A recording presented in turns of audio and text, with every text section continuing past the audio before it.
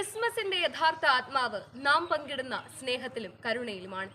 പ്രിയപ്പെട്ടവരെ, വർഷത്തിലെ ഏറ്റവും സ്നേഹപൂർണമായ ഒരു കാലത്തിലേക്ക് നാം കടക്കുമ്പോൾ ഈ ഒരു ചിന്ത വലിയൊരു സത്യം നമ്മെ അനുസ്മരിപ്പിക്കുന്നുണ്ട്.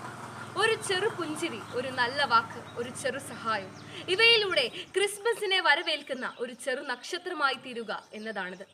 ഇരുണ്ട പാതയിലൂടെ സഞ്ചരിക്കുന്നവർക്ക് വഴി കാണിക്കുന്ന ഒരു നക്ഷത്രം, ഒറ്റപ്പെട്ട ഹൃദയങ്ങൾക്ക് സ്നേഹത്തിന്റെ പ്രകാശം നൽകുന്ന ഒരു നക്ഷത്രം, ക്ഷീണിച്ച ആത്മാക്കൾക്ക് പുതുജീവിതം ചൊരിയുന്ന ഒരു നക്ഷത്രം. മഞ്ഞു വീഴുന്ന രാത്രിയുടെ കുളിരിൽ, കറുത്ത ആകാശത്തിൽ, ചിന്നിച്ചിതറിയ നക്ഷത്ര പ്രകാശത്തിൽ ദൈവം മനുഷ്യനോട് ചേർന്നു നിൽക്കുന്നു. മഹത്വത്തിന്റെ സിംഹാസനത്തിൽ നിന്നല്ല, മറിച്ച് ഏറ്റവും ചെറുതും നിരസിക്കപ്പെട്ടതുമായ ഇടങ്ങളിൽ നിന്നാണ് ദൈവസ്നേഹം ഒഴുകിയെത്തിയത്.